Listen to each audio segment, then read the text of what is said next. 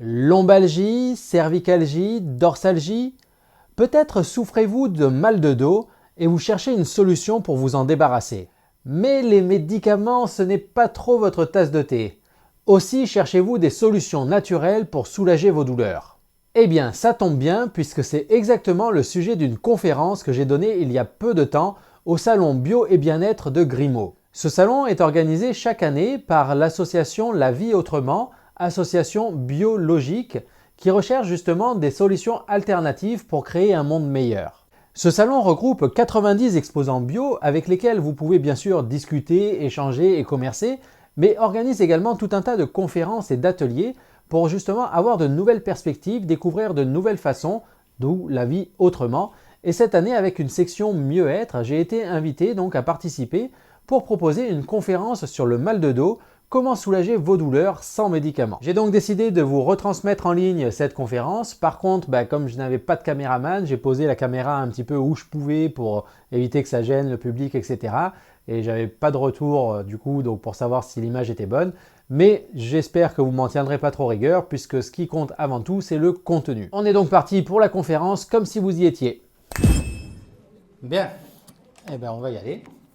Donc bonjour à tous, nous sommes au salon biologique La Vie Autrement pour une conférence sur le mal de dos, comment soulager ses douleurs sans médicaments, puisqu'on est quand même dans du bio, la vie autrement, donc on va chercher à aller un petit peu ailleurs que la logique classique. Donc tout d'abord, qui suis-je? Je me présente, donc je suis masseur kinésithérapeute, j'ai également une chaîne YouTube, un blog Santé de Fer. On m'a demandé de faire des formations gestes et postures en entreprise, également auteur de livres donc, sur le mal de dos, et c'est pour ça qu'on m'a demandé de venir aujourd'hui faire une conférence sur le sujet du mal du dos. Tout a commencé lorsque j'avais 14 ans, une simple visite de routine au collège, où on me dit, écoute Sébastien, il va falloir faire des radios. Ok, première radio de ma vie, on y va, on retourne voir le médecin. Et là, donc le médecin m'annonce tu as la maladie de Scheuermann. Ok, qu'est-ce que c'est que ce truc? Donc il me dit c'est bien simple, tu sais que ta colonne vertébrale, ton dos, c'est un empilement de vertèbres les unes sur les autres. Et en fait, je cherche le bouton. Là. Donc c'est un empilement de vertèbres les unes sur les autres. Et au milieu, vous avez un disque intervertébral qui va vous servir donc d'amortisseur. Et dans ta maladie, donc Sébastien, en fait ton disque il est complètement grignoté. C'est un petit peu comme si tu avais le dos d'un papy de 80 ans alors que tu en as 14. Donc je vous laisse imaginer déjà le coup de bambou. Et ensuite, le médecin rajoute, écoute, malheureusement, toi c'est sûr, tu auras mal au dos. Alors, est-ce que vous, dans la salle, il y a quelqu'un déjà qui a eu mal au dos dans sa vie? Ah oui, là je vois qu'on est nombreux. Donc, effectivement, vous n'êtes pas seul. Si on regarde un petit peu les chiffres, on estime que 80% de la population aura mal au dos un jour. 80% de la population. Au moment T, aujourd'hui, à l'heure où je vous parle, c'est entre 20 et 50% de la population qui souffre du dos. Près du tiers, là, actuellement, aujourd'hui, maintenant. J'ai un problème de micro? C'est trop fort. Alors, on va diminuer. Comme ça, c'est mieux? C'est un petit peu mieux.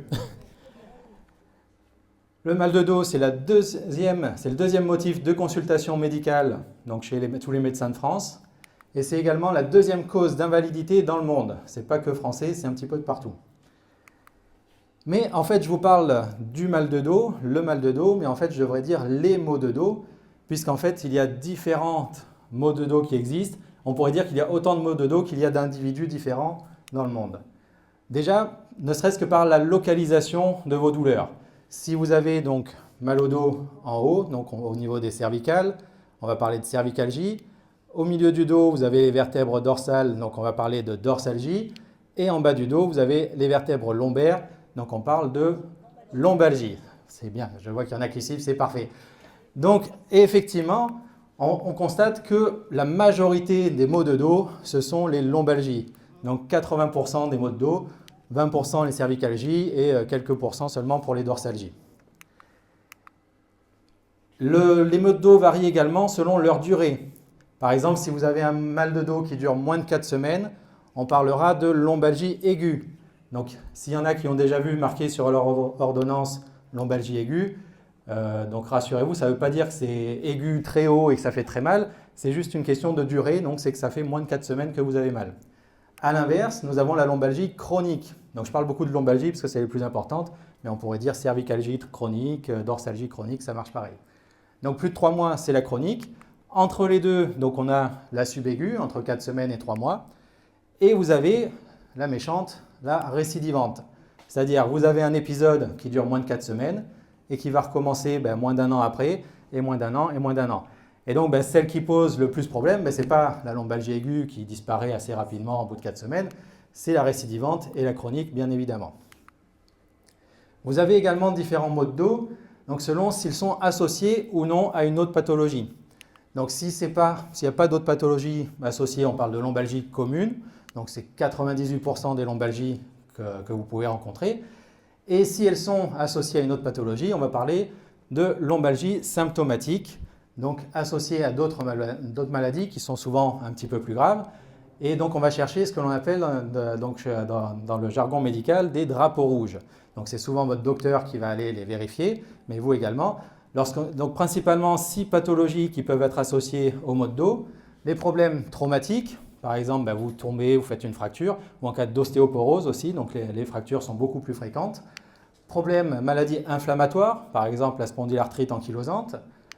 Problèmes neurologiques, lorsque vous avez une grosse hernie par exemple qui va comprimer un nerf, donc, et vous sentez des fourmillements dans les jambes, ou alors même justement le pied qui a tendance à traîner, une perte de force. Donc là, ça va être effectivement un trait neurologique, même si vous perdez de la force au niveau des jambes, c'est urgence, docteur, voire même directement à l'hôpital. Également, donc, les pathologies tumorales, tout simplement, un cancer au niveau de la colonne, ça arrive malheureusement. Les infections, souvent associées à une fièvre. Si vous avez très mal au dos, une forte fièvre, que vous voyez que la douleur ne passe pas, direction le médecin. Et également des pathologies vasculaires qui peuvent être associées, donc avec des problèmes au niveau de l'artère abdominale, par exemple, qui peuvent donner des douleurs dans le bas du dos également. Heureusement, ces cas un petit peu plus graves, donc je vous dis, c'est entre 1 à 2% des maux de dos. Donc c'est assez rare, heureusement pour nous. Donc on va se concentrer principalement sur les pathologies, donc les lombalgies communes. Donc vous doutez bien qu'à 14 ans, quand on vous apprend que vous allez avoir mal au dos, vous êtes un adolescent, vous avez un petit côté rebelle. Et vous dites, non, moi j'ai 14 ans, je n'ai pas envie de souffrir du dos toute ma vie. D'où le questionnement que j'ai commencé à mener, comment ne pas avoir mal au dos. Donc on m'a envoyé voir un kiné, j'ai dit tiens c'est pas mal ce truc-là, donc j'ai décidé de faire des études de kinésithérapie également et de poursuivre ma recherche donc, sur les solutions face au mal de dos. Lors de mes études, on m'a appris que déjà pour pouvoir combattre une pathologie, il faut déjà comprendre ce que c'est. Donc le mal de dos, c'est quoi? Basiquement, par définition, quelqu'un a une idée, c'est quoi le mal de dos? Une inflammation? Non, même pas. Une douleur. Tout simplement, hein. J'ai mal au dos, ça veut dire que je ressens une douleur dans la face postérieure du tronc. Mais une douleur, si on prend donc la définition basique du Larousse, c'est une sensation pénible, désagréable, sauf pour les masochistes, mais ça c'est hors cadre, ressentie dans une partie du corps. Donc, on parle de sensation, donc on va mettre en jeu le système nerveux sensitif. C'est pour ça que dans le domaine médical, on va parler de nociception, donc la perception de la douleur à travers le système nerveux. Et donc, ce système nociceptif, c'est décrit depuis très longtemps puisque Descartes, justement, a fortement influencé la médecine contemporaine. Et donc, dès 1664, on considérait que la douleur était la conséquence d'une stimulation. Donc, vous voyez, Descartes était philosophe, mais également scientifique. Donc, il nous a fait ce joli petit dessin où il montrait qu'une stimulation, le feu, déclenchait des récepteurs au niveau du pied qui remontaient donc l'information par le nerf jusqu'au cerveau. Et donc, là, on réagissait. Donc, on enlevait son pied de la flamme pour éviter de finir carbonisé. Bien sûr, depuis Descartes, on a découvert un petit peu d'autres choses, on a amélioré ce schéma, Donc on a découvert qu'il y avait plusieurs récepteurs qui pouvaient transmettre le signal de la douleur au niveau du pied et de toute la peau de partout. Également qu'il y avait la moelle épinière, qui n'était pas forcément sur ce schéma, mais qui joue un grand rôle dans le message douloureux. Et au niveau du cerveau, également plusieurs composantes, puisque le message peut être altéré à chaque niveau du trajet. Il peut être augmenté ou même diminué par votre cerveau, par votre moelle épinière ou au niveau des récepteurs. Et c'est ce que l'on appelle le modèle biomédical de la douleur. Donc ce modèle suppose que toute douleur a une cause physiologique et donc que tout clinicien devrait être capable de trouver et traiter le problème physiologique. Voilà ce qu'on nous apprenait à l'époque, donc à l'école de kiné. Pour résumer, douleur, ça veut dire tissu lésé, abîmé, il y a quelque chose d'abîmé. Si on a mal, c'est forcément qu'il y a une anomalie quelque part. Et donc il va falloir trouver cette anomalie et la corriger. Donc j'ai passé des années en tant que kiné à utiliser ce modèle de la douleur contre le mal de dos, et parfois ça marchait, et parfois on était un petit peu limité. Notamment, il arrivait que des patients viennent avec de jolies radios, de jolis IRM, et pourtant il n'y avait aucune lésion. Rien. On leur avait souvent dit, c'est dans votre tête. Est-ce qu'il y en a ici à qui on a dit, vous avez mal au dos, c'est dans votre tête? Non, personne, vous avez bien de la chance.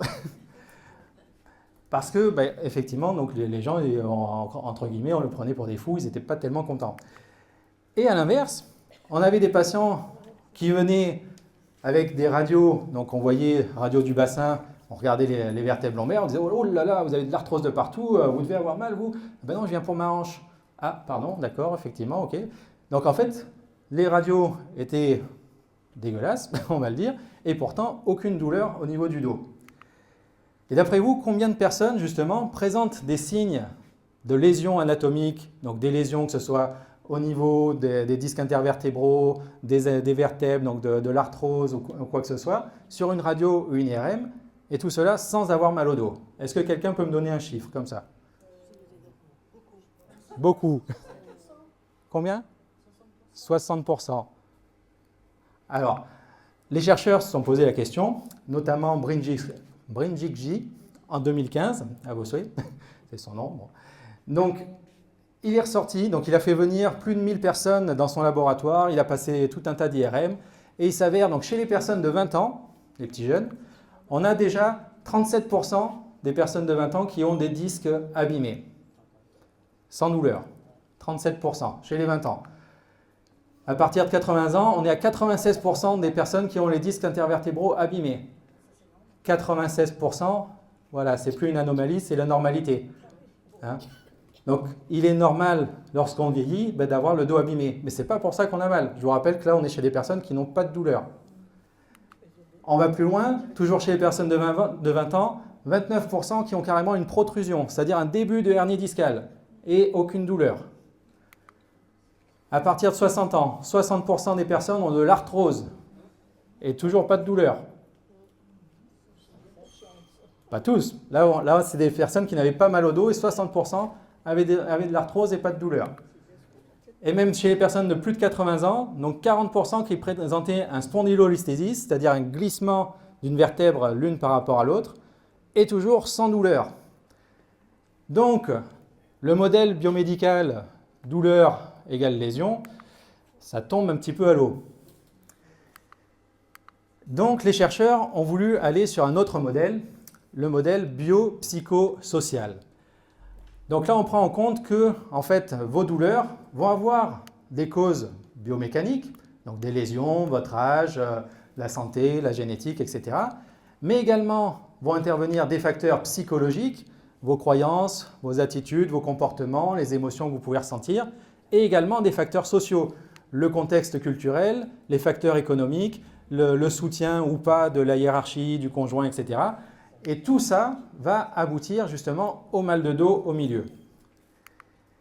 Donc, le modèle biopsychosocial induit donc que votre douleur est multifactorielle. Il y a plusieurs facteurs qui entrent en jeu, il n'y a pas que la lésion. La douleur va être également subjective, donc ça va changer selon les personnes et selon donc votre sensibilité, votre tolérance à la douleur. Donc chacun va être différent. Et donc, dans ce modèle, la douleur n'est plus le résultat d'une lésion, mais est avant tout un signal d'alarme. Et donc, comme tout signal d'alarme, imaginez donc vous avez eu un cambriolage, donc vous mettez une alarme dans votre maison pour prévenir la prochaine fois qu'il y aura des cambrioleurs. Mais est-ce qu'une alarme vous dit pourquoi elle s'est déclenchée? L'alarme se déclenche, est-ce que c'est parce qu'il y a des cambrioleurs qui sont rentrés ou est-ce que c'est parce qu'il y a votre frère qui est venu pour vous faire une surprise parce que c'est votre anniversaire? L'alarme ne vous le dit pas. Pour votre douleur dans le mal de dos, c'est pareil, vous avez mal, mais vous ne savez pas pourquoi. Est-ce que l'alarme vous renseigne sur l'ampleur des dégâts? L'alarme sonne, vous ne savez pas s'il y a un cambrioleur, si c'est une équipe qui sont 10 armés avec des kalachnikovs. Là, pour votre mal de dos, c'est pareil. Vous avez une douleur, mais vous ne savez pas si c'est grave ou si ce n'est pas grave. Est-ce que l'alarme se déclenche toujours pour les bonnes raisons? Effectivement, elle va se déclencher s'il y a des cambrioleurs, mais selon comment vous l'avez réglé, une simple brindille qui va venir taper à la porte et l'alarme va se déclencher. Pour votre mal de dos, vous l'aurez compris, c'est un petit peu pareil. On ne sait pas exactement, elle ne va pas forcément se déclencher pour les bonnes raisons. Surtout lorsque c'est une douleur chronique, donc qui dure plus de 3 mois. Et donc, la sensibilité de votre alarme de la douleur va varier à cause de nombreux facteurs. D'après vous, lesquels? On en a parlé un petit peu tout à l'heure. Le stress, pas que. Le modèle biopsychosocial, donc en fait, tout ce qui constitue votre vie. Aussi bien des raisons, des facteurs mécaniques, biologiques, aussi bien des facteurs psychologiques comme le stress, que des facteurs sociaux. En fait, comme chaque personne est différente, en fait, tout ce qui constitue votre vie peut être un facteur. Il va falloir donc creuser et investiguer, un petit peu comme Sherlock Holmes, pour savoir qu'est-ce qui constitue chez vous un facteur qui contribue à vos douleurs. Bien sûr, il y a quelques facteurs qui ressortent plus souvent, comme les lésions tissulaires, donc on en a parlé, les déficits, incapacités, si vous avez une faiblesse ou un manque de souplesse par exemple, selon certains muscles, ça peut jouer. Les habitudes de mouvement, donc vous avez eu une blessure, vous avez commencé à boiter à cause de la blessure, 3 mois après, la blessure a cicatrisé, mais vous continuez de boiter parce que tout simplement vous avez pris une mauvaise habitude qui va à son tour entretenir le mal de dos. Activités qui vous tiennent à cœur, souvent quand on a mal, on dit aux copains, aux copines, non, je reste à la maison, je ne sors plus, etc. Et puis en fait, on s'isole et ça aussi, ça va jouer sur votre mal de dos. Des facteurs donc psychologiques, émotionnels, la peur, l'anxiété, la dépression, tout ça, ça se rajoute pour le mal de dos. Facteurs sociaux, le mode de vie, ceux qui étaient là à la conférence avant, on en parlait, l'alimentation, bien sûr, va jouer, le manque de sommeil également. Donc, tout ça va jouer, des maladies qui peuvent aggraver le mal de dos, le diabète ou tout simplement des caries qui peuvent jouer également sur vos douleurs lombaires. Vos stratégies d'adaptation, oui, ça crée une inflammation comme l'alimentation, tout simplement. Des stratégies, et en plus ça vous fait décaler un petit peu, donc au niveau de la stature aussi, ça joue les caries. Des stratégies d'adaptation, si vous êtes plutôt fuyant, plutôt combatif, l'idéal étant d'être un petit peu équilibré entre les deux. Vos croyances, on en parlait tout à l'heure, le médecin qui vous dit « Oh là là, votre dos il est pourri », boum, vous avez pris une grosse étiquette, si c'est le médecin qui l'a dit, ça veut dire que je vais forcément avoir mal. Tu peux se tromper? Oui, c'est une grosse croyance. Oui, les médecins peuvent se tromper, ça arrive. Et donc, votre douleur, il faut la considérer plutôt comme une coupe qui va se remplir avec les différents facteurs. Et lorsque la coupe déborde, vous allez avoir mal. Par exemple, on va mettre un petit peu d'arthrose, un petit peu de croyance, une faiblesse musculaire. Pour le moment, tout va bien. Et vous allez rajouter du stress, comme le disait madame, et boum, là, ça déborde, on a mal au dos. Et du coup, de voir la douleur avec ce prisme biopsychosocial, différents facteurs, ça va nous offrir beaucoup de possibilités pour soigner le mal de dos. Puisqu'en fait, on va pouvoir justement travailler sur ces différents facteurs pour vider la coupe, donc soit sur tous les facteurs ou même juste un, puisque là, il suffit d'enlever la fatigue et le stress. Les autres, on n'y a pas touché et pourtant on n'a plus mal. C'est déjà un facteur. Donc soit vous videz tous les facteurs, vous travaillez sur l'environnement, soit vous allez travailler sur vous-même pour agrandir la coupe en améliorant vos capacités de résistance, en utilisant vos capacités d'adaptation. On va y revenir tout à l'heure. Du coup, le traitement du mal de dos, à partir de ce nouveau paradigme, on va avoir tout un tas de nouvelles possibilités. Et donc, dans ma recherche, j'ai voulu savoir comment soigner donc, ce mal de dos avec ce nouveau paradigme. Premier réflexe, on va penser aux médicaments. Le fameux « un mal égale une pilule ». Et que nous dit la Haute Autorité de Santé à ce sujet en 2019? Donc c'est les big boss de la santé en France. Ils nous disent « Aucun médicament antalgique n'a prouvé d'efficacité à moyen terme sur l'évolution d'une poussée aiguë de lombalgie. » Je cite. Donc les big boss, ils ont dit en fait les médicaments, ça ne sert pas à grand chose. C'est pas que moi. Hein. Au mieux, ils vont jouer sur le ressenti à court terme. Donc on vous parlait de sensibilité, donc on va diminuer un petit peu cette sensibilité à court terme. Mais le problème, et je pense que vous êtes déjà au courant, le problème des médicaments, c'est qu'il y a beaucoup d'effets secondaires. Par exemple, les anti-inflammatoires communs que ibuprofène, Voltaren, etc. Il faut savoir que ça double vos risques d'insuffisance cardiaque et que ça crée beaucoup de troubles gastro-intestinaux. Donc, il va toujours falloir voir un petit peu la balance bénéfice-risque. Hein. Donc oui, on va avoir un petit peu moins de douleur au bas du dos, un petit peu, mais par contre, on a beaucoup plus de risques à côté. Est-ce que ça vaut vraiment le coup? Donc, on va chercher d'autres moyens. Et le premier réflexe à la place des médicaments, c'est de se dire, tiens, on a la nature à portée de main, on va aller voir du côté des plantes. Et donc, les chercheurs ont regardé quelles plantes pouvaient être utilisées face au mal de dos. Donc, il y en a quelques-unes qui sont ressorties, notamment l'arnica brésilienne, qui n'est pas la même que chez nous, mais qui marche contre le mal de dos. L'huile essentielle de lavande, ça marche contre le mal de dos.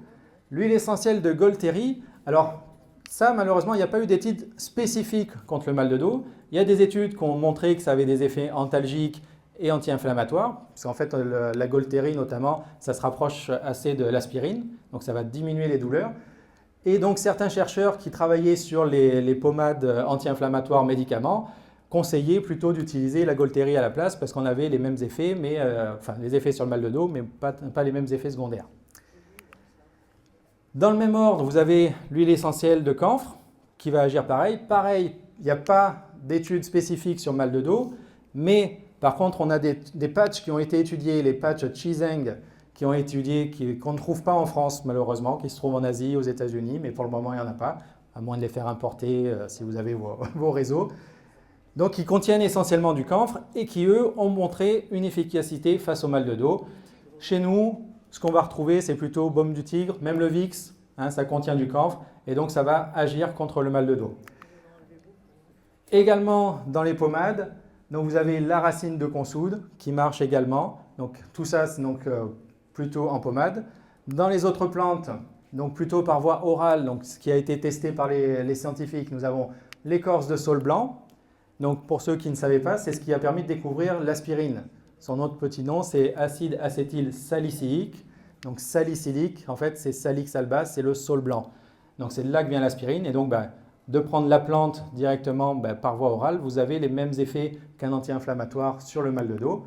Autre plante qui a été testée, qui est connue, c'est l'Arpagophytum, également appelée griffe du diable, donc par voie orale. Donc les études ont été faites, on a eu de très bons résultats sur le mal de dos, enfin très bons justement. Des études, les chercheurs, parce que les chercheurs ils aiment bien noter les études des autres chercheurs, ils ont trouvé que malheureusement c'était des faibles résultats, des preuves de faible qualité. Mais il reste quand même une plante qui, elle, a démontré son efficacité avec de bonnes preuves de qualité, et c'est le piment de Cayenne, qui existe en gel, en patch, en crème. Et donc dans le piment, en fait, vous avez la capsaïcine, dont l'usage répété permet une désensibilisation persistante à la douleur. Donc c'est un petit peu comme si on faisait un reset sur votre système nerveux, puisque l'alarme était déréglée, et en utilisant régulièrement la capsaïcine, vous allez remettre l'alarme à zéro et donc retrouver une sensibilité à la douleur normale. Ça marche très bien dans la lombalgie chronique, donc plus de 3 mois. Pour la lombalgie aiguë, ça marche un petit peu moins bien, en tout cas c'est ce qu'ont découvert les chercheurs. Encore une fois, la balance bénéfice-risque. On peut avoir des petites irritations cutanées chez un tiers des utilisateurs. À vous de voir si vous préférez quelques irritations ou plutôt des risques d'insuffisance cardiaque. C'est votre choix. Et il reste une plante à la mode, bon, il y en a plein d'autres, hein, mais en une heure, il faut aller vite. Une plante à la mode qui a été testée, c'est le cannabis. Alors, plusieurs molécules sont issues du cannabis et ont été testées contre le mal de dos. Vous avez le fameux THC, qui malheureusement induit une dépendance et est également psychoactif, donc ça peut vous détraquer un petit peu les neurones. Donc c'est pour ça que c'est uniquement sur prescription et avec des doses inférieures à 0,2%, sinon c'est illégal. Mais voilà, sur prescription, ça existe effectivement pour soigner le mal de dos. Et par contre, vous avez le CBD, le cannabidiol, qui lui, à l'inverse du THC, est bien toléré, il est sûr, donc il offre un profil thérapeutique intéressant. Il y a des grosses demandes de la part des patients, donc il y a beaucoup d'autoprescription. Souvent, les gens n'attendent pas que le médecin leur prescrive du CBD pour aller tester. Et malheureusement, justement, les médecins et les autorités, eux, sont un petit peu plus réticents puisque ça garde cette image négative de la drogue récréative. Donc c'est pour ça aussi qu'il y a peu d'études sur le sujet, mais il y en a quand même. Et du coup, est-ce que le CBD, ça marche face au mal de dos? Verdict, sur la lombalgie aiguë, donc inférieure à 4 semaines, ça marche moyen. C'est-à-dire que ça sera aussi bien qu'un placebo. Si vous y croyez, ça va vous soulager. Si vous n'y croyez pas, ça ne va pas du tout vous soulager. Par contre, sur la lombalgie chronique, oui, on observe des effets bénéfiques sur la réduction de la douleur et sur la réduction de la peur. Donc, on est dans un cadre biopsychosocial, comme on parlait tout à l'heure. Donc, voilà, CBD en chronique, ça marche. Malheureusement, là encore, des preuves de faible qualité, puisque c'était des études avec un faible échantillon, donc il y avait peu de participants, il y avait quelques incohérences. Mais en tout cas, les résultats sont prometteurs et on espère qu'il y aura bientôt des études un petit peu plus rigoureuses. Mais avec les plantes, on est toujours un petit peu dans cette pensée, un mal, une pilule, donc une lésion, une douleur. Est-ce qu'il n'y aurait pas des solutions qui nous permettraient d'aller un petit peu plus encore dans le biopsychosocial, donc de jouer sur tous les facteurs de la douleur en même temps? Donc j'ai continué mes recherches, je suis allé donc lire 731 études récentes sur le mal de dos pour trouver 8 clés qui permettent donc de soulager les maux de dos sans utiliser les médicaments. Première clé, vous la connaissez peut-être, la chaleur. La chaleur va avoir plusieurs actions. Déjà, elle va augmenter le flux sanguin, donc apporter de l'oxygène. Ceux qui étaient là à la conférence avant, elle en a parlé, effectivement, l'oxygène qui va permettre de guérir vos tissus. Oxygène, nutriments. La chaleur augmente le métabolisme, donc on va favoriser la guérison des tissus en cas de lésion. Détendre les muscles, donc augmenter la souplesse. Diminuer la douleur, puisqu'on va agir également sur le système nerveux, puisqu'en fait, les terminaisons, les capteurs, les récepteurs de la chaleur vont envoyer un signal au cerveau, mais ils vont être plus rapides que le message de la douleur. Donc en fait, ils vont arriver au cerveau, ils vont fermer la porte à la douleur et vous allez avoir moins mal. C'est la même chose lorsque vous vous cognez, vous frottez le bras, puisque les stimulus du frottement vont aller plus vite au cerveau et vont bloquer la douleur. Et également, la chaleur a un côté psychologique qui rassure. C'est la chaleur de sa maman, c'est la chaleur au coin du feu, donc qu'on garde ça de nos ancêtres préhistoriques qui se réunissaient le soir au coin du feu. Donc la chaleur, ça marche mécaniquement et psychologiquement. Et du coup, effectivement, plusieurs possibilités pour l'utiliser. Les fameuses bouillottes sèches, ou ce qui marche très bien aussi dans les traitements naturels, c'est les fameux cataplasmes d'argile verte. Donc l'effet est principalement la chaleur. Deuxième clé, la respiration. Toujours pareil pour l'oxygène, on le disait tout à l'heure. On remarque que chez les lombalgiques, il y a une fatigue du diaphragme, donc le principal muscle respiratoire qui est fatigué. Également donc une mauvaise respiration qui va alterner les schémas moteurs des muscles du tronc et donc donner une mauvaise stabilité du tronc. Et donc, puisqu'on va être instable, ça va favoriser les maux de dos. A l'inverse, des exercices respiratoires dans la lombalgie sont efficaces pour diminuer les douleurs et sans danger. Donc pareil, étude d'Anderson en 2017. Donc tout ce que je vous dis, c'est étudié, c'est prouvé scientifiquement. Troisième clé utile, la ceinture lombaire. La ceinture lombaire que vous mettez autour, mais il y a un mais. Donc elle diminue les douleurs, elle guide pour vous empêcher de faire des faux mouvements et vous éduque, elle vous rassure, vous met en confiance, on se sent un petit peu protégé, et pourtant elle ne fait pas partie des recommandations officielles puisqu'on considère qu'il y a un risque de déconditionnement des muscles. C'est-à-dire qu'on considère que si vous la portez longtemps, vous allez avoir les muscles qui vont s'affaiblir. Et donc, on dit on ne veut pas que vos muscles s'affaiblissent, sinon vous allez vous affaisser, ça va être de pire en pire. Et donc, ça, c'était les recommandations de 2019. Mais depuis, il y a eu de nouvelles études qui sont sorties. Et en fait, d'après les études récentes, il n'y a pas de déconditionnement. En tout cas, jusqu'à 6 mois d'utilisation. Au-delà, ça n'a pas testé, on ne sait pas trop. Mais jusqu'à 6 mois, il n'y a pas de déconditionnement, les muscles restent aussi forts. Par contre, l'effet psychologique a été observé et on est sûr que ça marche, ça diminue l'anxiété et la catastrophisation. Donc, la ceinture lombaire va avoir effectivement un effet biopsychosocial fort. Du coup, pourquoi ne pas l'utiliser? Au contraire.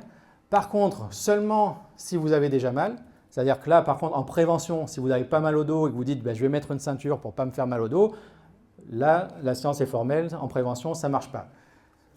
Toujours moins de 6 mois par précaution, puisqu'au-delà de 6 mois, il y aura peut-être un déconditionnement.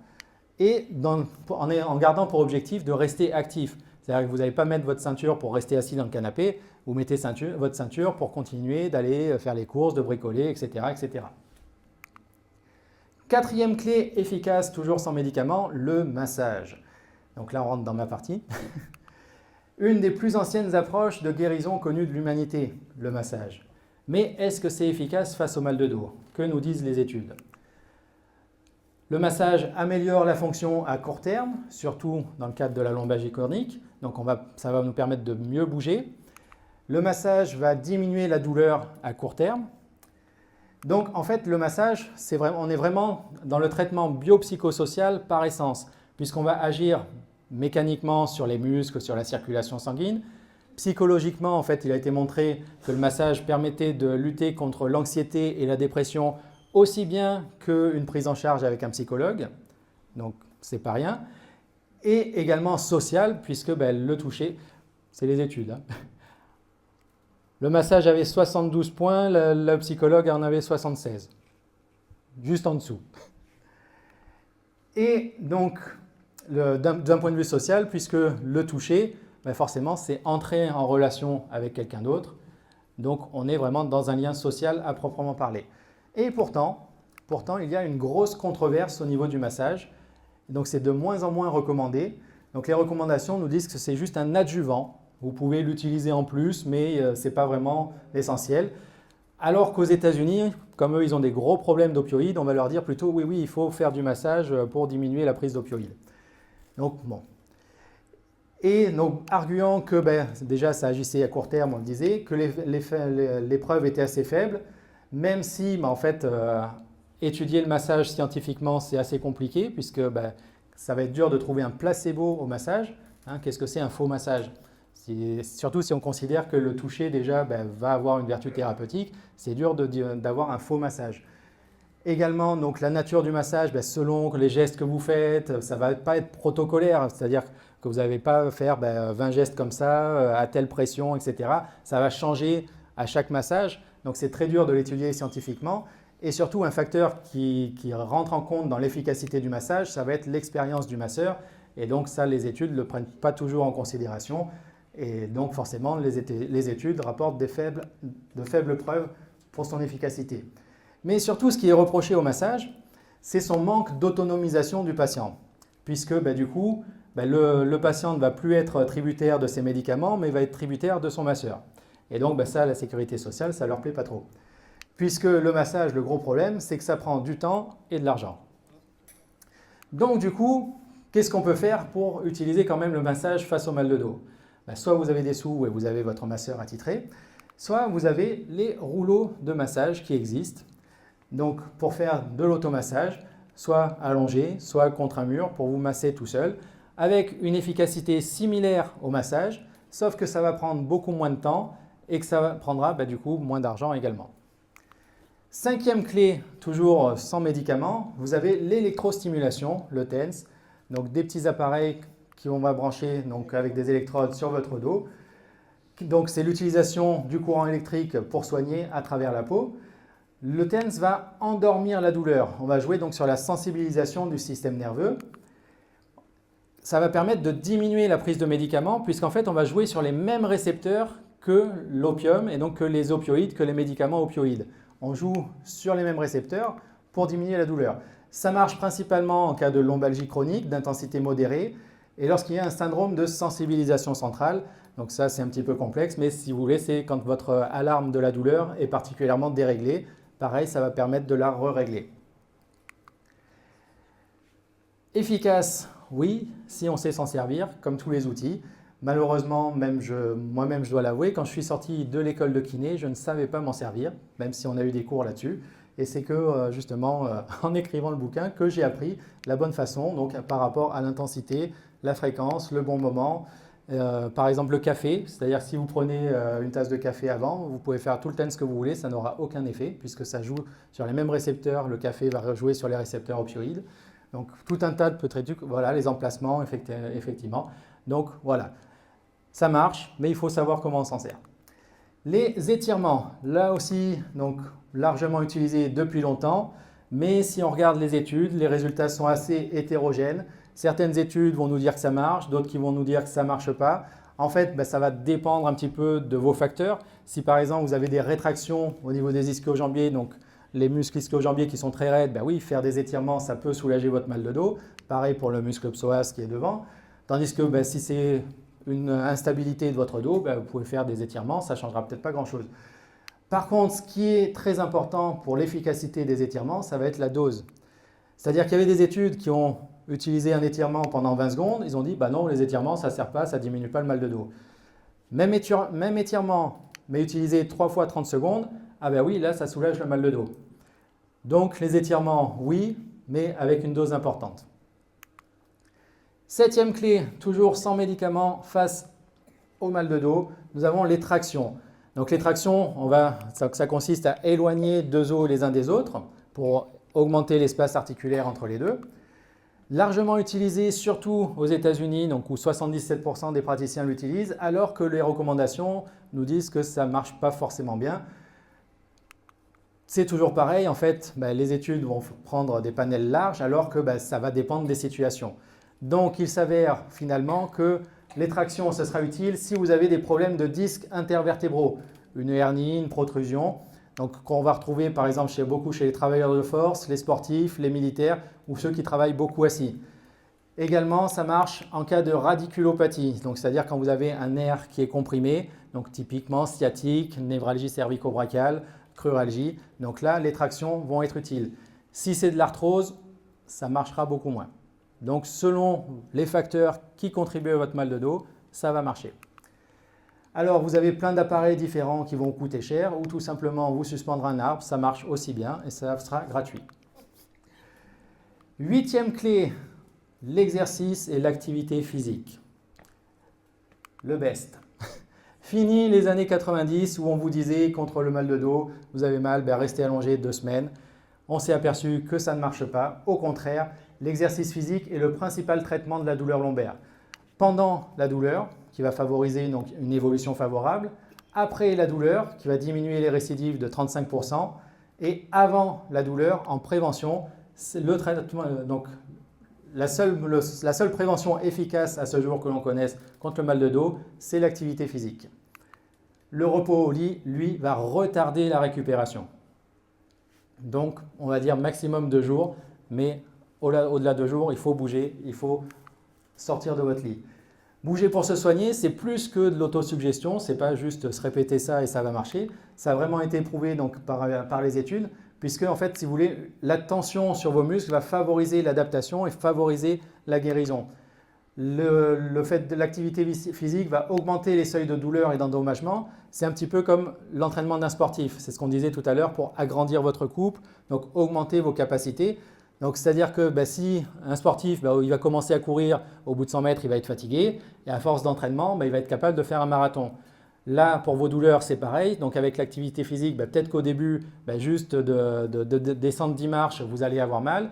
À force d'entraînement, vous allez être capable de monter 3 étages sans douleur, puisqu'on va avoir changé les seuils de douleur et d'endommagement. L'activité physique augmente la confiance en soi et en ses capacités, donc le côté psychologique. Également, du fait de participer à des activités, donc on va avoir soutien et un statut social, puisqu'on va continuer notre activité professionnelle également, donc on garde un statut. Et donc, l'activité physique, comme le massage, va être vraiment l'activité, le traitement biopsychosocial par excellence. Et du coup, quel exercice est préférable? Si vous avez juste mal de dos depuis moins de 4 semaines, donc la lombalgie aiguë, en fait, c'est l'activité de la vie quotidienne qui est la plus efficace. Moins de 4 semaines, vous n'avez pas besoin de faire des exercices spécifiques. Le but, c'est de continuer vos mouvements habituels et ça vous permettra de diminuer le mal de dos. Si vous avez une lombalgie chronique qui dure depuis plus de 3 mois, là par contre, vous n'avez plus le choix, il va falloir faire des exercices physiques, ça devient nécessaire pour vous en sortir. Donc spécifique, toujours adapté selon les facteurs qui jouent chez vous, mais il va falloir bouger. Le meilleur exercice, finalement, reste celui que vous ferez. Très souvent, donc même dans les études, il ressort le yoga, le pilate, également le qigong. Je sais qu'il y a pas mal d'ateliers aujourd'hui, donc ça marche contre le mal de dos. Mais si ce n'est pas votre truc, ben faites autre chose. Peu importe. L'important, c'est de le faire et de le faire régulièrement. Si vous vous inscrivez à un cours de yoga, que vous y allez 2 fois, puis que vous arrêtez et que vous ne faites plus rien, ben, ça ne marchera pas. Si vous préférez aller marcher, ben, allez marcher tous les jours. Si vous préférez la natation, allez nager. Si vous préférez le rugby, ben, allez nager. Mais non, le rugby, pourquoi pas, mais commencez progressivement, hein, puisque les chocs, là, effectivement, ça peut être problématique. Mais pourquoi pas commencer avec du tag rugby, donc sans les percussions, et petit à petit, ben, comme vous aurez augmenté vos capacités, petit à petit, vous pourrez aller sur du rugby, pourquoi pas. Il faut être progressif. Donc on a vu 8 clés biopsychosociales pour soulager les douleurs, mais d'après vous, laquelle est la plus efficace? Petit sondage parmi vous. Alors, les partisans. Alors ça, c'est les exercices. Exercice, quelqu'un d'autre? L'exercice, mais vous êtes formidable, mais en fait, pas vraiment. Donc il y a souvent effectivement un débat entre le massage biopsychosocial et l'exercice biopsychosocial, donc notamment avec la sécurité sociale qui nous dit le massage, ben, finalement, ça ne sert pas à grand-chose. Bon, les études sont moins formelles, mais voilà. Donc ce débat est un faux débat. Donc également, voilà, le massage va être peut-être plus à court terme et l'exercice un petit peu à moyen terme. Mais en fait, finalement, il n'y a pas vraiment de différence. L'idéal, ben, c'est de combiner. Les études ont montré que combiner massage, étirement, exercice, également avec les autres clés, la chaleur, etc., ça va non pas additionner les effets, mais ça va multiplier les effets. Et c'est là où on aura le maximum de potentiel pour lutter contre le mal de dos. En gardant toujours comme objectif de maintenir une activité physique adaptée par rapport à vous. Maintenant qu'on a vu ces 8 clés, reste donc la question qu'on va essayer de résumer un petit peu. Donc, comment soigner le mal de dos? Tout d'abord, on va écarter les signes de gravité, les fameux drapeaux rouges qu'on a vus au début. Maladie tumorale, inflammatoire, neurologique, traumatique, infection et vasculaire. Le moins de médicaments possible. Je vous le dis, mais en fait, voilà, vous l'avez vu, c'est la Haute Autorité de Santé, les big boss qui le disent également. Le traitement du mal de dos va se passer en 4 phases. Première phase, donc jusqu'à 4 semaines, la poussée aiguë de lombalgie. Toujours une évaluation, drapeau rouge, bilan. Donc on va déterminer quels sont les facteurs qui jouent dans votre mal de dos. L'important va être l'autogestion et la reprise des activités. Et c'est là que les 8 clés qu'on a vues vont être le plus importantes à utiliser pour rester en gestion, pour contrôler votre vie, de ne pas vous laisser contrôler par le mal de dos et reprendre l'activité quotidienne habituelle. Activité physique adaptée, je vous disais pour le rugby, plutôt du tag rugby, donc juste à la touche et non pas avec les percussions. Si vous faites du foot, peut-être commencer par du footing avant d'aller sur un match avec les copains. Également, donc, kinésithérapie seulement s'il y a des risques de chronicité. C'est-à-dire que normalement, votre médecin, si c'est un bon médecin, si vous avez mal au dos depuis moins de 4 semaines, il n'est pas censé vous donner de kinésithérapie. Sauf s'il a décelé chez vous des risques de chronicité qu'on appelle des drapeaux jaunes, mais ça c'est un autre débat. Au-delà de 4 semaines, donc les lombalgies chroniques de plus de 3 mois, entre les deux, ou les lombalgies récidivantes. Toujours une évaluation déterminée qu'est-ce qui constitue votre mal de dos. La kinésithérapie devient obligatoire cette fois et nécessaire, avec des exercices physiques intégrés et spécifiques à vous. Une éducation à la neurophysiologie de la douleur. Vous avez déjà eu quelques bases tout à l'heure, hein, donc le biopsychosocial, la coupe, le signal d'alarme. Des techniques manuelles, que ce soit donc mobilisation pour les tissus mous, donc on appelle ça du massage en français. Manipulation, vous allez voir votre ostéopathe préféré. Ça peut avoir un effet, donc ça participe au traitement du mal de dos. Intervention psychologique de type TCC, thérapie cognitivo-comportementale. Donc pour la lombalgie chronique, effectivement, il est important d'y accéder. Méthode de relaxation également associée aux autres traitements, donc qui vont participer. Donc l'atelier juste après, ça sera de la sophrologie. Pourquoi pas, ça peut vous aider. Également méditation, etc. Si malgré tout ça, malgré une prise en charge, donc avec les TCC, avec la kiné, etc., ça ne va toujours pas. Plus de 4 mois, les cas particuliers, la fameuse lombalgie récalcitrante, elle est obstinée. Toujours évaluation à chaque fois. Il existe des programmes de réadaptation pluridisciplinaires, biopsychosociales et professionnels. Donc ça se passe plutôt dans des centres spécialisés où vous allez être suivi par un médecin, un kiné, un psychologue, un médecin du travail, un rhumatologue et tout le monde va travailler ensemble pour vous sortir de cette situation. À savoir que ce type de prise en charge a démontré des effets similaires à la chirurgie mais avec beaucoup moins d'effets secondaires. Si jamais tout ça n'a pas marché, il nous reste effectivement les infiltrations et la chirurgie, mais vraiment au cas par cas. Remarque, puisqu'on voit donc à travers toute cette prise en charge du mal de dos que l'évaluation reste primordiale. Il faut déterminer quels sont les facteurs qui constituent pour vous votre mal de dos, de quoi est constituée votre coupe, pour pouvoir déterminer quels sont les objectifs de votre traitement. Surtout en cas de lombalgie chronique, le suivi va être déterminant. D'où l'importance d'avoir un carnet de route pour justement voir selon les jours, selon ce que vous avez fait, selon les activités que vous avez eues, est-ce que les douleurs ont augmenté, est-ce qu'elles ont diminué, quel est le traitement que vous avez mis en place, est-ce que ça a marché ou pas. Donc soit vous prenez tout simplement un carnet de brouillon, vous le remplissez. Sinon, je suis là aussi pour ça. Donc, pour aider mes patients, j'ai créé donc un cahier exprès pour lombalgie chronique. Si vous avez mal au dos depuis moins de 4 semaines, ce n'est pas la peine de l'acheter, ça ne sert à rien. Mais en cas de lombalgie chronique, effectivement, donc, dans ce livre, on retrouvera donc les bases de la prise en charge biopsychosociale, comme je vous ai expliqué tout à l'heure. Comment évaluer vos douleurs, déterminer ce qui la compose. Comment établir des objectifs efficacement et les tenir.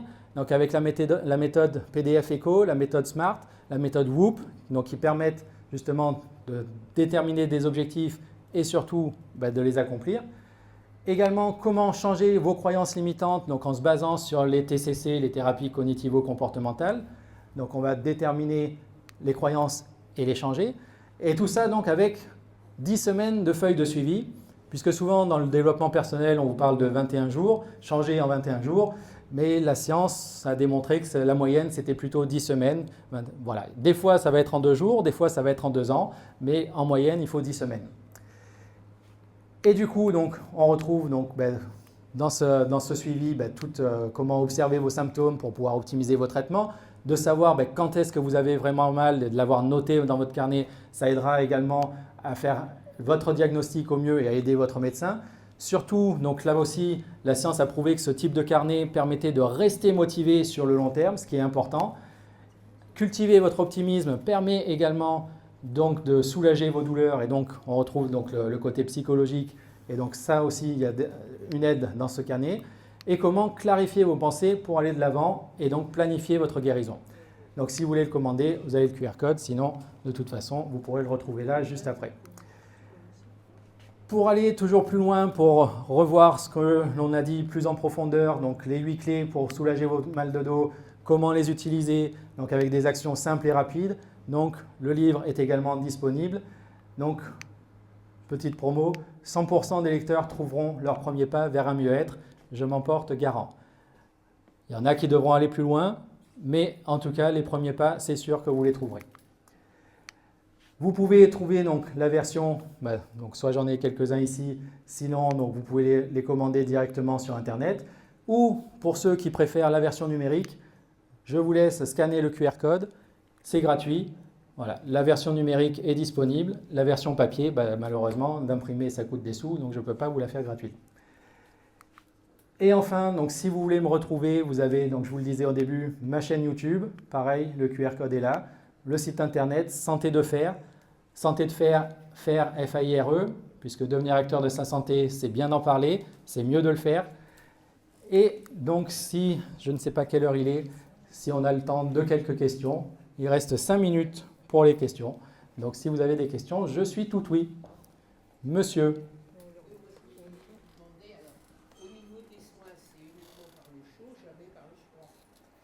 Alors, en théorie, le froid, ça marche aussi. Donc, effectivement, bonne question. Est-ce que c'est toujours le chaud ou pas le froid? En théorie, le froid marche aussi puisqu'on va inhiber le système nerveux. Dans la pratique et selon les études, ça marche quand même mieux le chaud. Voilà. Jeune fille. Est-ce qu'il y a des techniques à avoir pour se craquer le dos ou des techniques qu'il ne faut absolument pas faire? Des techniques qu'il ne faut absolument pas faire, c'est assez rare, bon, à part de se jeter du haut d'un arbre, mais sinon, donc, pour se faire craquer le dos, ça peut se faire. En général, c'est quand même mieux d'avoir un professionnel qui te le fait, mais si tu te fais craquer régulièrement parce que tu bouges, ça craque, c'est pas grave non plus. Quand ça craque, c'est des bulles dans vos articulations, c'est comme les bulles de champagne en fait. Donc, c'est pas les os qui se déplacent, on a un peu cette idée que on se déplace les os, etc. Mais en fait, non, c'est juste des bulles qui craquent. Donc, si tu le fais craquer, pourquoi pas? Moi, je voulais vous demander, moi j'ai régulièrement des côtes qui se déplacent. Des côtes qui se déplacent. Un côte qui passe au-dessus de l'autre et qui fait des... Si la côte, elle passe au-dessus de l'autre, c'est que vous avez un gros problème. Mais, Je vais voir l'ostéopathe, il me Oui. remet en place, mais c'est dû à quoi ça? certainement une instabilité au niveau du dos. Et donc, effectivement, des exercices pour renforcer la stabilité seraient intéressants. Voilà. Puisqu'effectivement, après, c'est une image, hein, ça ne se déplace pas réellement. Parce que si vous voyez la côte qui se déplace, c'est que... Mais quand ça fait mal, ça bouge un petit peu. Effectivement, souvent, c'est un problème de stabilité. Donc, l'ostéopathe, on l'a dit tout à l'heure, hein, les mobilisations, ça rentre en jeu. Donc, c'est utile contre le mal de dos. Et après, de rajouter des exercices de stabilisation du dos. Voilà, que vous retrouvez soit chez un kiné, sinon de yoga, pilates, qigong. Vous exercez dans la région? Non, j'exerce pas dans la région. Je crois qu'il y avait une question là-bas. Non. Madame d'abord. Comment avez-vous fait pour régler vos problèmes que vous avez connus quand vous étiez petit? Comment j'ai fait? Du sport. Voilà, du sport. Tout ce qu'on vient de dire, petit à petit. Voilà, donc des étirements, du sport, de la chaleur, voilà, l'argile, etc. Le sommeil, j'essaye, même si des fois c'est dur, surtout avec les enfants. Mais bon, donc voilà, tout ce qu'on a vu. Le travail sur les fascias. Le travail sur les fascias. Alors ça, pareil, effectivement, donc bon, ça c'est un avis personnel. Les fascias, je dirais que c'est un argument très commercial. Le fascia, vous le retrouvez dans le massage. Le fascia, c'est effectivement, on en parle depuis quelques temps parce qu'il y a des nouvelles découvertes que finalement c'est beaucoup plus complexe que ce qu'on pensait avant. C'est-à-dire qu'avant on pensait que c'était juste une enveloppe et finalement en fait ils sont tous reliés, il y a un système nerveux, etc. Mais en fait dans le massage vous les travaillez déjà. Alors vous avez des techniques de massage plus approfondies, mais donc le massage va les travailler. Notamment justement en fait les rouleaux que je vous ai montrés tout à l'heure sont venus avec la mode de la fasciathérapie parce qu'on va agir sur les muscles et également sur les fascias. Ça répond à votre question? Ça m'a soulagé des années. Oui. Une séance sur les fascias. Ah ouais. Parce que pour moi, c'est un massage spécifique, c'est-à-dire que j'avais appris les techniques sans savoir que c'était de la fasciathérapie. Et après, on m'a dit « Ah mais oui, mais ça, c'est de la fasciathérapie. » Moi, j'ai appris ça sous le label massage, mais voilà, pour moi, c'était un massage, mais bon, voilà. Et les kinés le font, ça ou... Certains. Certains. On a un cursus de base et puis après, ça va dépendre de nos expériences, de nos recherches et de tout ce qu'on va apprendre. Voilà. Comme les médecins d'ailleurs. Et la méthode Mézières? La méthode Mézières, effectivement, ça marche. Ça fait partie des étirements prolongés. Hein, donc on disait la dose d'étirement qui a son importance. Donc pourquoi pas? Pourquoi pas? Il y a la méthode Mézières, il y a la méthode Mackenzie, il y a plein de méthodes qui existent. Voilà. À déterminer, est-ce que ça sera le plus efficace pour vous? Mais pourquoi pas? Voilà. Non, c'est bon. Bon, ben je pense que... Ah, non, monsieur avait une deuxième question, oui.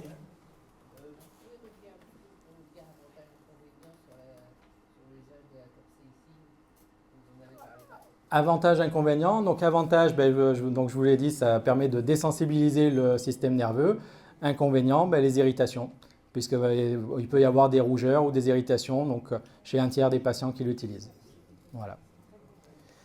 Voilà. Et sur ce, eh bien, je vous remercie pour votre attention et donc la conférence sur la sophrologie qui va arriver.